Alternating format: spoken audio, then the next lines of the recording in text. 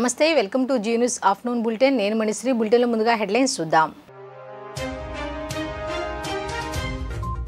విజయవాడలో 38 లక్షల నకిలీ సిగరెట్లు పట్టివేత గోడౌన్ యజమాని గుంటూరు శ్రీనివాస్ గా గుర్తించిన పోలీసులు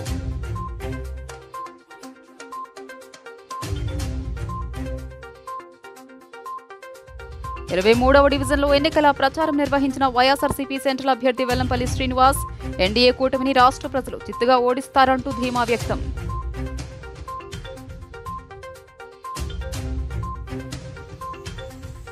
వైఎస్ఆర్సీపీ నేత ముద్రగడ పద్మనాభంపై ఆయన కుమార్తె తీవ్ర వ్యాఖ్యలు. వైసీపీలో చేరి ముద్రగడ కాపులకు అన్యాయం చేస్తున్నారంటూ ఆవేదన వ్యక్తం.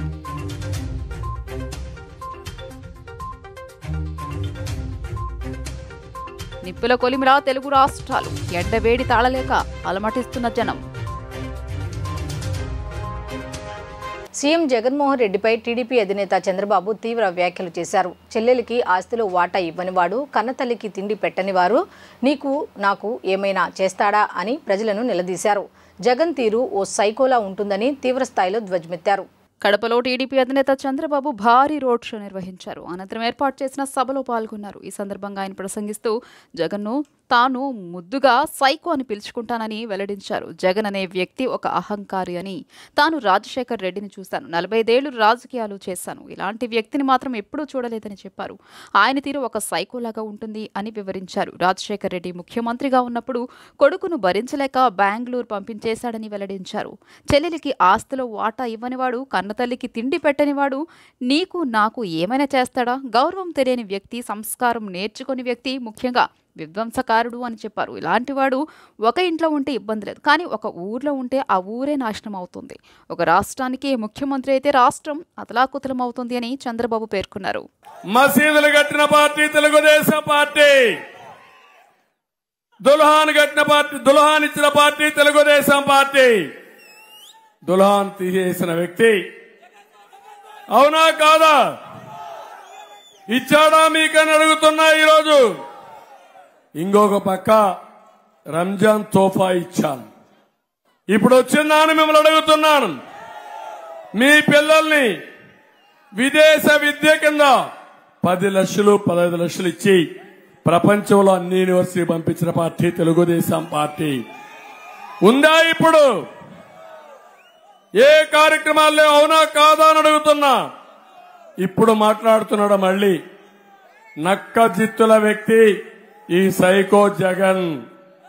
మాయల్ పకీరే ఈయన కంటే కూడా తక్కువ ఓసారి అనిపిస్తుంది. నిమిషానికి మాట మార్చేస్తాడు. 14-19లో 4% రిజర్వేషన్లు నేనే కాపాడా, మంచి అడ్వకేట్లు పెట్టా, ఫైట్ చేశా, సుప్రీంకోర్టులో ఉంది, మళ్ళా మీకు హామీ ఇస్తున్నా, తప్పకుండా మీ రిజర్వేషన్ నిలబెట్టే విధంగా అన్ని విధాలా మీకు పోరాటం చేస్తాం, అండగా ఉంటారని మా మైనారిటీ సోదరులకు హామీ ఇస్తున్నా. ఇదే కాదు, ఇప్పుడు సిఏఏ ఉంది, ఎన్ఆర్సీ ఉంది. పార్లమెంట్ లో ఎవరు సపోర్ట్ చేశారు తమ్ముళ్ళు? దశాబ్దం తర్వాత ప్రజలను ఓటేయమని అడగట్లేదు, వేడుకుంటున్నా. కూటమి అభ్యర్థులను గెలిపించాలని ప్రార్థిస్తున్నా. కూటమి ప్రభుత్వం వచ్చేస్తోంది. మీ ఆదరణ స్పందన చూసి చెబుతున్నా. మీ వెనుక నేనుంటా. ఇచ్చిన ప్రతి మాటకు కట్టుబడి ఉంటా. అమలు చేసి చూపిస్తామంటూ జనసేన అధినేత పవన్ కళ్యాణ్ ప్రజలకు విజ్ఞప్తి చేశారు. పార్వతీపురం మన్యం జిల్లా పాలకొండ విశాఖ దక్షిణ నియోజకవర్గంలోని పూర్ణ మార్కెట్ సమీపంలో గురువారం నిర్వహించిన వారాహి విజయబేరి సభల్లో ఆయన ప్రసంగించారు. రాష్ట్రాన్ని అంధకారంలోకి నెట్టేసిన వైకాపాను అధపాతాళానికి తొక్కేయాలి. తెదేపా, జనసేన, భాజపా కూటమి విడుదల చేసిన మేనిఫెస్టోతో అందరికీ మేలు జరుగుతుంది. మీకు అండగా నిలుస్తూ వాటిని అమలు చేసే బాధ్యత నేను తీసుకుంటా అని హామీ ఇచ్చారు. పిఠాపురంలో నేను పోటీ చేస్తున్నా. శాసనసభలో అడుగు పెడతా. మాతో గట్టిగా పనిచేయించుకోండి. నేను పనిచేస్తా. మిగిలిన కూటమి సభ్యులతోనూ గట్టిగా పనిచేయిస్తా. మీ నమ్మకాన్ని వమ్ము చేయకుండా మీ పిల్లల బంగారు భవితకు బాటలు పడేలా కృషి చేస్తామని భరోసా ఇచ్చారు. జగన్కు భూమిని తొలిచి డబ్బు తీయడమే తెలుసు. భూమిలో విత్తనం నాటి పంట పండించి ప్రజల ఆకలి తీర్చడం తెలియదు. భూములను లాగేసుకుంటారు. కనీసం నీడనిచ్చే వేప చెట్టునైనా పెంచే మానసిక స్థితి జగన్కు లేదు. ఒక తరం కోసం ఆలోచిస్తేనే అది నాయకత్వం అవుతుంది. యువతకు మంచి భవిష్యత్తు, ప్రజలకు భద్రత, స్వేచ్ఛ ఇవ్వాలన్నదే కూటమి లక్ష్యం. తన సొంత చెల్లి జీవితాన్ని కూడా బయటకు లాగే ఒక దిగ్గజారుడు వ్యక్తి జగన్. సొంత చెల్లికే గౌరవం ఇవ్వని వారు రాష్ట్రంలో ఆడబిడ్డలకు గౌరవం ఇస్తారా?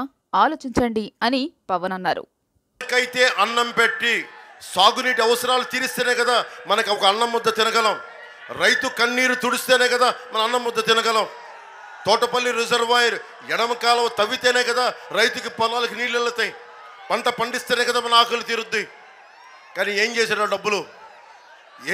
డబ్బులు వైసీపీ ప్రభుత్వ భవనాలకి రంగులు మార్చుకోవడానికి 1300 కోట్ల రూపాయలు ఖర్చు పెట్టాడు. రంగులు మార్చుకోవడానికి, రంగులు తీయడానికి 1000 కోట్లు ఖర్చు పెట్టాడు.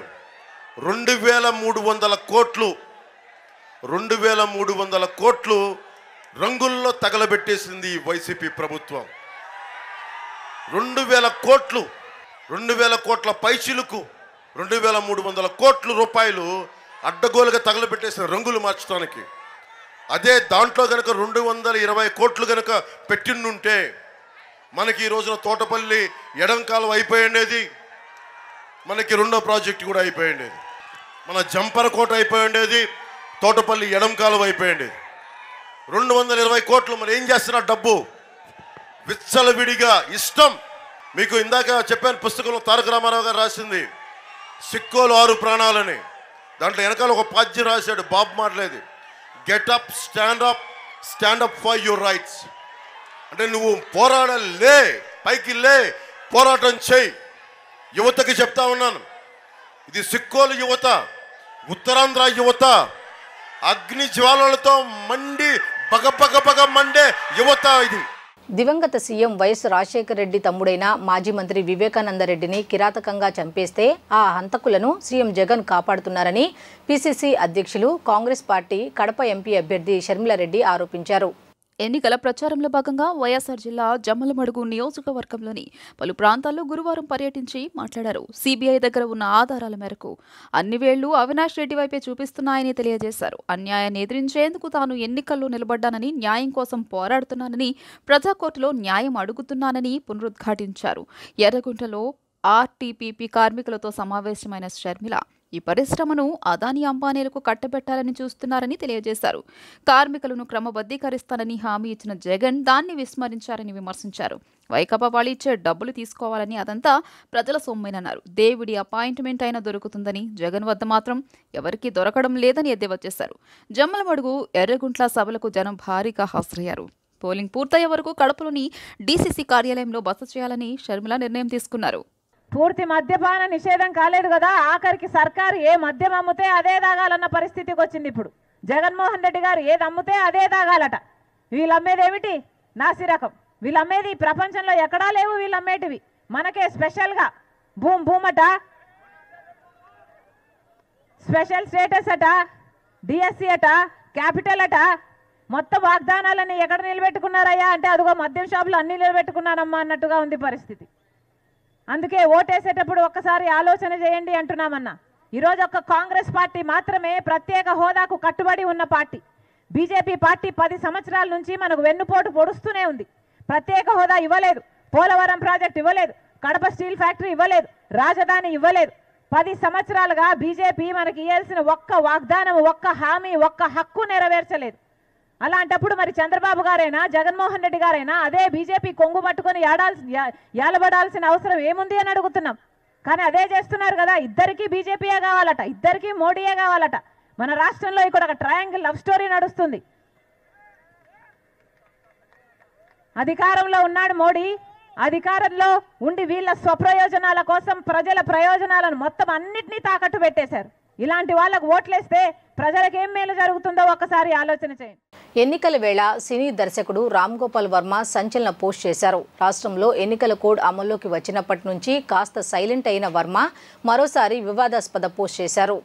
రాష్ట్రంలో జగన్ ప్రభుత్వాన్ని ఓడించేందుకు కూటమి కట్టిన జనసేన టీడీపీని ఎల్లప్పుడూ టార్గెట్ చేస్తూ వార్తల్లో నిలిచే వర్మ తాజాగా తన ట్విట్టర్లో పవన్, లోకేష్, చంద్రబాబు లేడీ గెటప్లో ఉన్న మార్ఫింగ్ ఫోటోను పోస్ట్ చేశారు. దీంతో వర్మపై జనసేన టీడీపీ నేతలు ఫైర్ అవుతున్నారు. కాగా వర్మ పెట్టిన పోస్టులో పవన్, లోకేష్, చంద్రబాబు చీర కట్టుకుని ఏదో అప్లికేషన్ పట్టుకుని నిలబడడం కనిపించింది. అలాగే ఆ ఫోటోకు క్యాప్షన్ గా ఇందులో ఉన్నది ఎవరు అంటూ వర్మ ప్రశ్నించారు. కాగా ఇన్ని రోజులు సైలెంట్ గా ఉన్న వర్మ ఓటింగ్ దగ్గర పడుతున్న సమయంలో ఇలాంటి అభ్యంతరకర పోస్ట్ పెట్టి వార్తల్లో నిలిచారు.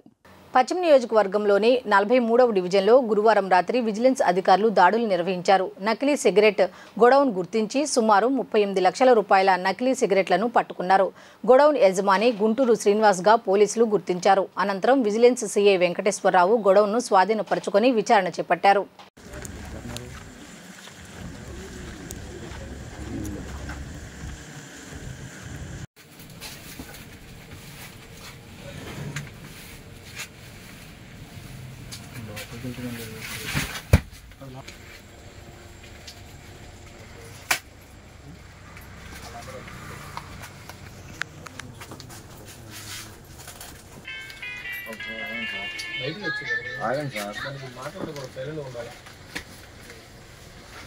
కొద్దిగా తీయండి, వేరే కూడా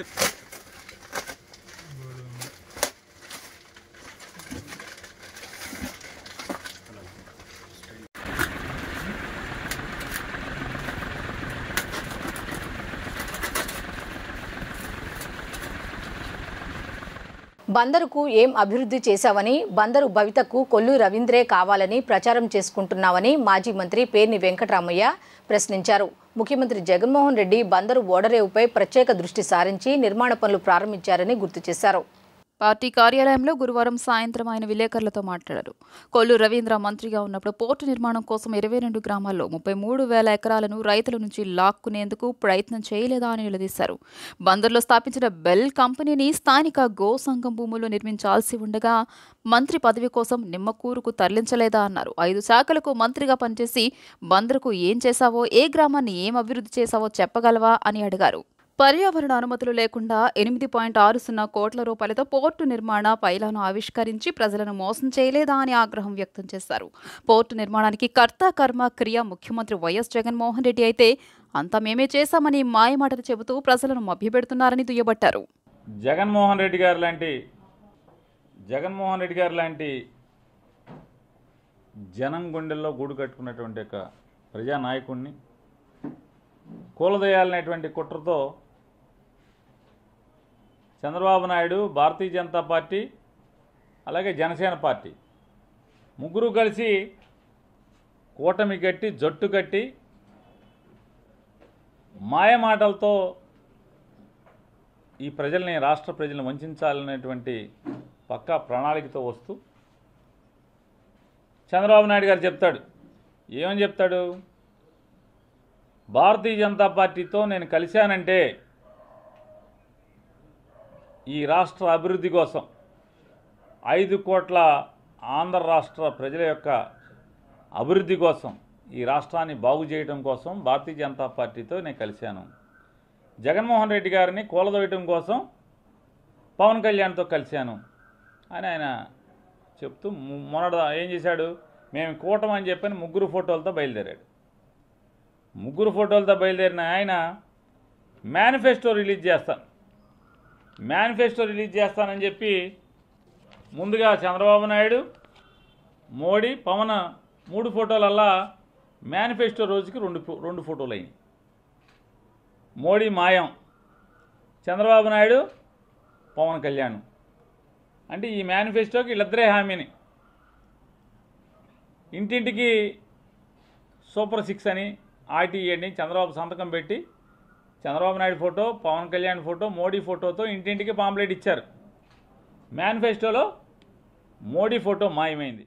దేశవ్యాప్తంగా ఎండలు దంచుకొడుతున్నాయి. కొన్ని ప్రాంతాల్లో తీవ్ర వడగాల్పులతో ప్రజలు మృత్యువాత పడుతున్నారు. పలు ప్రాంతాల్లో బాణుడు చండ్ర నిప్పులు కురిపిస్తూ రికార్డులు తిరగరాస్తున్నాడు. 1921 తర్వాత అంటే 103 ఏళ్ల తర్వాత ఏప్రిల్లో అత్యధిక ఉష్ణోగ్రతలు 45 డిగ్రీలు దాటి నమోదయ్యాయి. ఈ మధ్యకాలంలో ఎన్నడూ ఏప్రిల్ నెలలో 45 డిగ్రీల ఉష్ణోగ్రతలు నమోదు కాలేదు. ఈ ఏడాది మాత్రం ఏప్రిల్ తొలివారం నుంచే ఉగ్రరూపం ప్రదర్శిస్తున్నాడు సూర్యుడు. రోజు రోజుకు మరింతగా మండిపోతున్నాడు. ఫలితంగా 45 డిగ్రీల ఉష్ణోగ్రత సర్వసాధారణంగా మారిపోయింది. అంతేకాదు వచ్చే 5 రోజుల్లో దేశంలోని పలు ప్రాంతాల్లో వాతావరణం మరింత వేడెక్కుతుందని భారత వాతావరణ శాఖ హెచ్చరికలు జారీ చేసింది. తూర్పు దక్షిణ భారతదేశంలో అధిక తీవ్రతతో వడగాలులు వీస్తాయని హెచ్చరించింది. మే నెలలోనూ భానుడి ప్రతాపం కొనసాగుతుందని తెలిపింది. అధిక ఉష్ణోగ్రతల వల్ల పంట నష్టం, వ్యాధులు వ్యాప్తి చెందడం, భూగర్భ జలాలు క్షీణించడం జరుగుతుంది. గ్లోబల్ వార్మింగ్ అనేది మన పిల్లల తరానికి మనం అందించబోతున్న గొప్ప ప్రతిఫలం. ఆసియా మొత్తం బగబగలాడుతోంది. ఎన్నికల మేనిఫెస్టోలో ఇచ్చిన హామీలన్నీ అమలు చేస్తామని వైఎస్ఆర్సీపీ సెంట్రల్ నియోజకవర్గ ఎమ్మెల్యే అభ్యర్థి వెల్లంపల్లి శ్రీనివాసరావు అన్నారు. మేనిఫెస్టోను భగవద్గీత, ఖురాన్, బైబిల్గా భావించే ఏకైక పార్టీ వైఎస్ఆర్ కాంగ్రెస్ పార్టీ మాత్రమేనని అన్నారు. టీడీపీ కూటమి విడుదల చేసిన మేనిఫెస్టోను ప్రజలు చిత్తు కాగితంగా భావిస్తున్నారని పేర్కొన్నారు. సెంట్రల్ నియోజకవర్గంలోని 23వ డివిజన్ సూర్యారావుపేట ప్రాంతంలో గురువారం ఎంపీ కేసినేని శ్రీనివాస్ సతీమణి పావని సోదరుడు రామకృష్ణతో కలిసి వైఎస్ఆర్సీపీ సెంట్రల్ నియోజకవర్గ ఎమ్మెల్యే అభ్యర్థి వెల్లంపల్లి శ్రీనివాసరావు ఎన్నికల ప్రచారం నిర్వహించారు. ఇంటింటికి వెళ్లి సంక్షేమ కరపత్రాలను పంపిణీ చేశారు. ప్రచారానికి వెళ్లిన వెల్లంపల్లి కేసినేని పావనికి డివిజన్ ప్రజలు హారతులు పట్టి స్వాగతం పలికారు.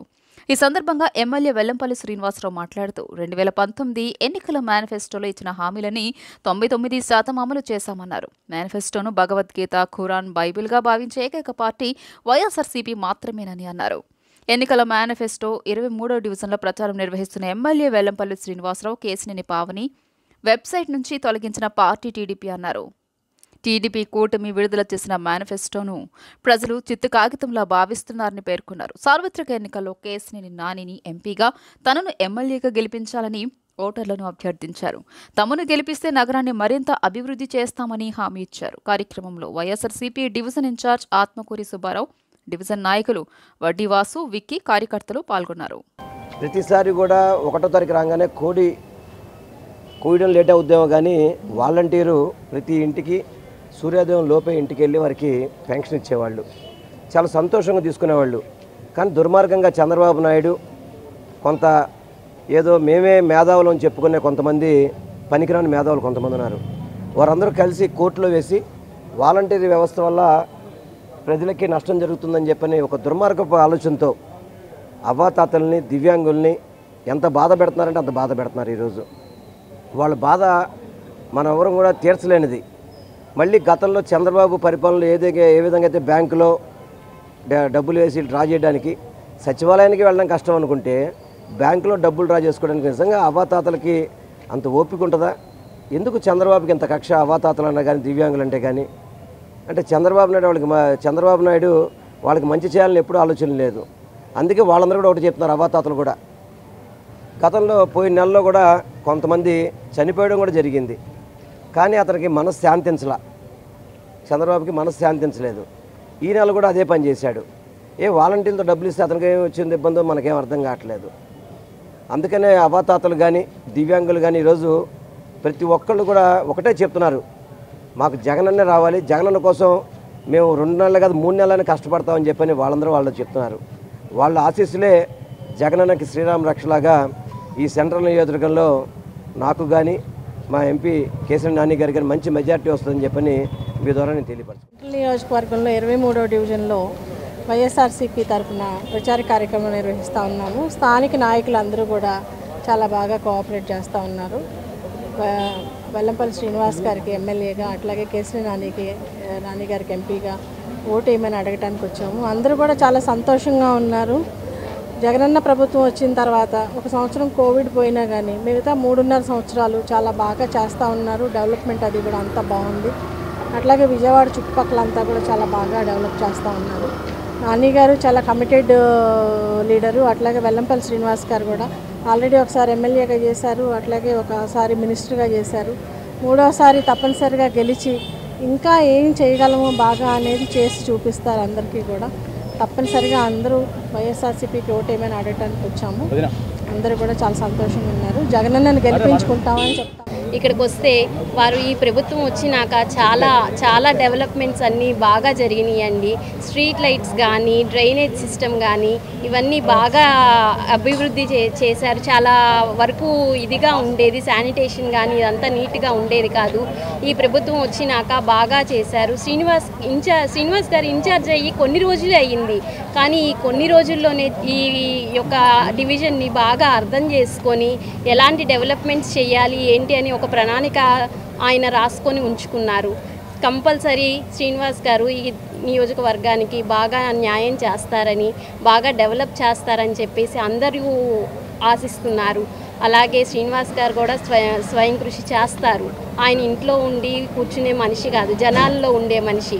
కంపల్సరీ జనాలతోటే ఉంటారు. జగనన్నని గెలిపించండి, సీనన్నని గెలిపించండి, నాని గారిని గెలిపించండి. జై జగన్. కాపు నేతగా పేరుగాంచిన ముద్రగడ పద్మనాభం వైసీపీలో చేరిన సంగతి తెలిసిందే. జగన్ సమక్షంలో వైసీపీలో చేరిన ముద్రగడ ఆ మరుక్షణం నుంచే పక్కా వైసీపీ నేతగా మారిపోయారు. వైసీపీలోని ఇతర నేతల కంటే ఎక్కువగా జనసేన అధినేత పవన్ కళ్యాణ్ను ఆయన టార్గెట్ చేస్తున్నారు. పిఠాపురం నుంచి పవన్ను తరిమేయకపోతే తన పేరు ముద్రగడ పద్మనాభం రెడ్డిగా మార్చుకుంటానని ఆయన సవాల్ విసిరారు. ఈ నేపథ్యంలో ముద్రగడకు ఆయన కూతురు క్రాంతి భారీ షాక్ ఇచ్చారు. తన తండ్రి చేస్తున్నది కరెక్ట్ కాదని ఆమె స్పష్టం చేశారు. తాను పవన్ గెలుపు కోసం కృషి చేస్తానని చెప్పారు. ఈ మేరకు ఆమె ఒక వీడియో విడుదల చేశారు. వైసీపీ తన తండ్రి ముద్రగడను కేవలం పవన్ కళ్యాణ్ గారిని తిట్టడానికే వాడుతున్నారని మండిపడ్డారు. పిఠాపురంలో పవన్ కళ్యాణ్ గారిని ఓడించడానికి వైసీపీ నాయకులు ఎన్ని చేయాలో అని చేస్తున్నారు. ముఖ్యంగా నిన్న మా నాన్నగారు ఒక బాధాకరమైన ఛాలెంజ్ చేశారు. పవన్ కళ్యాణ్ గారిని ఓడించి పిఠాపురం నుండి తరిమేయకపోతే ఆయన పేరు ముద్రగడ పద్మనాభం రెడ్డిగా మార్చుకుంటారట. ఈ కాన్సెప్ట్ ఏంటో నాకు అసలు అర్థం కాలేదు. ఆయన ప్రకటన ముద్రగడ అభిమానులకు సైతం నచ్చలేదు. వంగా గీత గారిని గెలిపించడానికి కష్టపడవచ్చు, కానీ పవన్ కళ్యాణ్ గారిని మరియు ఆయన అభిమానుల్ని కించపరిచేలా కామెంట్స్ ఉండకూడదు. మా నాన్నగారిని కేవలం పవన్ కళ్యాణ్ గారిని తిట్టడం కోసమే జగన్మోహన్ రెడ్డి గారు వాడుతున్నారు. ఈ ఎన్నికల తర్వాత ఆయనను ఎటు కాకుండా వదిలేయడం పక్కా. ఈ విషయంలో నేను మా నాన్నగారిని పూర్తిగా వ్యతిరేకిస్తున్నాను. నేను పవన్ కళ్యాణ్ గారి గెలుపు కోసం నా వంతు కృషి నేను చేస్తాను. జనసేన పార్టీని వ్యక్తిగత స్వలాభాల కోసం దుర్వినియోగం చేస్తే చూస్తూ ఊరుకోబోమంటూ ఆ పార్టీ ప్రచార కమిటీ అర్బన్ కోఆర్డినేటర్ తిరుపతి సురేష్ 41వ డివిజన్ జనసేన అధ్యక్షులు కూరాకుల సురేష్ ధ్వజమెత్తారు. నిన్న మీడియాతో మాట్లాడిన నేతలు 41వ డివిజన్లో జనసేన పశ్చిమ శాఖకు ఏమాత్రం సమాచారం ఇవ్వకుండా పార్టీ కార్యాలయాన్ని ప్రారంభించడమే కాకుండా పార్టీలో ఏమాత్రం సభ్యత్వం లేని వ్యక్తులు ఎన్నికల దృష్ట్యా రాజకీయ లాభాల కోసం ఎన్డీఏ కూటమి అభ్యర్థిని వాడుకోవాలని చూస్తే సహించబోమంటూ హెచ్చరించారు. జనసేన పార్టీ అడ్డుపెట్టుకుని ఎదిగిన నేతలు పార్టీ వీడినాక పిచ్చి పిచ్చి ప్రేలాపనలు పేలటం మానుకోవాలని హితవు పలికారు. ఎవరు లెక్కలు ఏమిటో త్వరలోనే తెలుస్తామంటూ హెచ్చరించారు. జనసేన పార్టీని కొంతమంది వ్యక్తులు వాళ్ళ స్వలాభం కోసం వాడుకుంటున్నారనే దాని మీద ఈ ప్రెస్ మీట్ పెడతాం జరుగుతుంది. ఈ రోజున పశ్చిమ నియోజకవర్గంలో 41వ డివిజన్లో డివిజన్ అధ్యక్షుడికి తెలియకుండా డివిజన్లో జనసేన పార్టీ పశ్చిమ నియోజకవర్గం కార్యాలయం అని చెప్పి నిన్న ప్రారంభించారు. మీరు మీ వ్యక్తిగత స్వలాభాల కోసం పశ్చిమ నియోజకవర్గ ఎన్డీఏ కూటమి అభ్యర్థిని వాడుకుంటున్నారా అని చెప్పి నేను ప్రశ్నిస్తున్నా. ఈ రోజున పశ్చిమ నియోజకవర్గంలో డివిజన్ ప్రెసిడెంట్లకి ఎవరికి ఇన్ఫర్మేషన్ లేకుండా జనసేన పార్టీ నగర కమిటీలో కొంత ఇన్ఫర్మేషన్ లేకుండా జనసేన పార్టీ పశ్చిమ నియోజకవర్గ కార్యాలయం అని చెప్పి ఓపెన్ చేయడం చాలా తప్పు. అందరికీ ఇన్ఫర్మేషన్ ఇవ్వాలి. అదేవిధంగా మీకు పార్టీ నుంచి ఎటువంటి హామీ ఇవ్వకుండా మీ స్వలాభం కోసమే పశ్చిమ నియోజకవర్గం అని చెప్పి పేరు పెట్టుకుని పార్టీ ఆఫీస్ ఓపెన్ చేశారని చెప్పి మేమందరం ఈరోజున ముక్తఖండంతో తెలియజేస్తున్నాం. పవన్ కళ్యాణ్ గారి ఆదేశాల మేరకు పశ్చిమ నియోజకవర్గంలోని జనసేన పార్టీ డివిజన్ ప్రెసిడెంట్లు కానీ నాయకులు కానీ కేడర్ కానీ మొత్తం కూడా ఎన్డీఏ కూటమికి సొంతంగా పనిచేస్తున్నారు. వాళ్ళు స్వచ్ఛందంగా ముందుకు వచ్చి ప్రతి ఒక్కళ్ళు. కానీ ఈ ఎన్డీఏ కూటమి అభ్యర్థుల్ని కొంతమంది వ్యక్తులు మభ్య పెడుతున్నారనే విషయం గుర్తుంచుకోవాలి. మేమైతే మా కష్టార్జితంతో కానీ పవన్ కళ్యాణ్ గారి భావాలు నచ్చి పార్టీకి పనిచేస్తున్నాం. అదేవిధంగా పార్టీ నమ్ముకున్న ఒక నాయకుడిని పవన్ కళ్యాణ్ గారు ఇక్కడ ఇన్ఛార్జిగా పెట్టారు. ఆయన స్వలాభం కోసం ఎన్నికల టైంలో పార్టీ వీడారు. వీడిన సమయంలో పశ్చిమ నియోజకవర్గంలో ఉన్న 22 మంది డివిజన్ ప్రెసిడెంట్లు అందరూ కలిసి ఏకకంఠంతో మేమంతా కలిసే ఉన్నామని ఆత్మీయ సమ్మేళనం ఒకటి పెట్టుకొని ఇప్పుడు ఉన్న అభ్యర్థులు ఎవరైతే ఉన్నారో ఎంపీ గారు ఎమ్మెల్యే గారిని పిలిచి వారి ఇద్దరికి ఎన్డీఏ కూటమికి మేము కలిసి పని చేస్తాం, మేము మీకు మద్దతు తెలుపుతున్నాం, మా పవన్ కళ్యాణ్ గారు ఇచ్చిన ఆదేశాల మేరకు ఎన్డీఏ కూటమిని భుజస్కంధాల మీద వేసుకొని మిమ్మల్ని గెలిపించే బాధ్యత అది అని మేమందరం హామీ ఇవ్వడం జరిగిందండి. పార్టీకి కూడా మేము తెలియజేయడం జరిగింది, మాకు ఇప్పుడైతే ఏ విధమైన ఇన్ఛార్జీలు అవసరం లేదు అని. రిపబ్లికన్ పార్టీ ఆఫ్ ఇండియా తరపున విజయవాడ పార్లమెంటుకు పోటీ చేస్తున్న తనను ప్రజలు ఆశీర్వదించాలని పేరం శివనాగేశ్వరరావు గౌడ్ కోరారు. గాంధీనగర్ ప్రెస్ క్లబ్ నందు ఏర్పాటు చేసిన విలేకరుల సమావేశంలో ఆయన మాట్లాడుతూ విజయవాడ ప్రజల సమస్యలను పార్లమెంటులో ప్రస్తావించేందుకు తనలాంటి వ్యక్తికి అవకాశం ఇవ్వాలని కోరారు. కృష్ణా జలాలు సమృద్ధిగా ఉన్న విజయవాడ నగరంలో త్రాగునీటి కోసం ఇబ్బందులు పడుతున్నారని చెప్పారు. త్రాగునీరు, సాగునీరుకు ఇబ్బందులు లేకుండా చేయాలన్నదే తమ లక్ష్యమని చెప్పారు. ఈ నెల 7వ తేదీన రిపబ్లికన్ పార్టీ జాతీయ అధ్యక్షులు కేంద్ర మంత్రి విజయవాడకు రానున్నారని, తన విజయాన్ని కాంక్షిస్తూ రోడ్ షో నిర్వహిస్తారని వెల్లడించారు. పూలపుట్ట గుర్తుపై పోటీ చేస్తున్నాను. అందువలన విజయవాడ పార్లమెంటు పరిధిలో ఉన్నటువంటి కృష్ణానది జలాలపై, ఇక్కడ ఉన్నటువంటి జరిగే సమస్యలపై పార్లమెంట్లో ఒక సైనికుడిలా పోరాటం చేయాలంటే విజయవాడలో ఉన్నటువంటి పార్లమెంటు పరిధిలో ఉన్నటువంటి 7 నియోజకవర్గాలు 17 లక్షల మంది పైన ఓటర్స్ ఉన్నారు. అందరికీ నా పేరున హృదయపూర్వకంగా నమస్కారం తెలియజేస్తున్నా. ఇది డాక్టర్ బాబాసాహెబ్ అంబేద్కర్ గారు పెట్టినటువంటి పార్టీ. అందువల్ల ఈ పార్టీ తరఫున నేను పోటీ చేస్తున్నానని చెప్పి మీకు మరొక్కసారి తెలియజేస్తున్నా. ముఖ్యంగా ఈ రోజున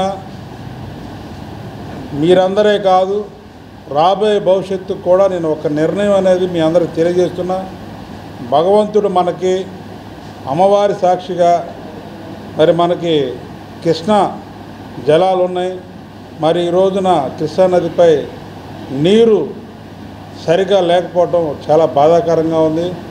నేను గత 10 సంవత్సరాల క్రితమే ప్రమాదం పసిగట్టి మనకి వచ్చే వర్షాకాలంలో వచ్చే నీరు కొన్ని లక్షల క్యూసెక్కులు మరి సముద్ర గర్భంలో కలిసిపోతున్నాయి.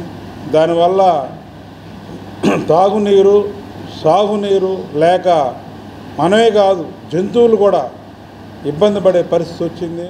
వార్తలు ముగించే ముందు హెడ్లైన్స్ మరొకసారి చూద్దాం. విజయవాడలో 38 లక్షల నకిలీ సిగరెట్లు పట్టివేత. గోడౌన్ యజమాని గుంటూరు శ్రీనివాస్ గా గుర్తించిన పోలీసులు.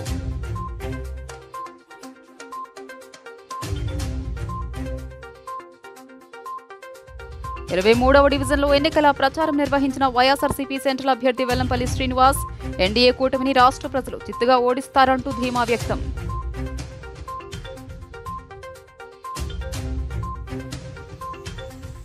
వైఎస్ఆర్సీపీ నేత ముద్రగడ పద్మనాభంపై ఆయన కుమార్తె తీవ్ర వ్యాఖ్యలు. వైసీపీలో చేరి ముద్రగడ కాపులకు అన్యాయం చేస్తున్నారంటూ ఆవేదన వ్యక్తం.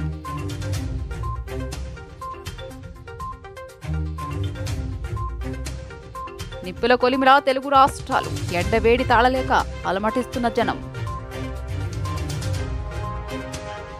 ఈ వార్తలు ఇంతటితో సమాప్తం. తిరిగి రాత్రి 7:30 బులెటిన్లో కలుద్దాం. అంతవరకు సెలవు. నమస్కారం.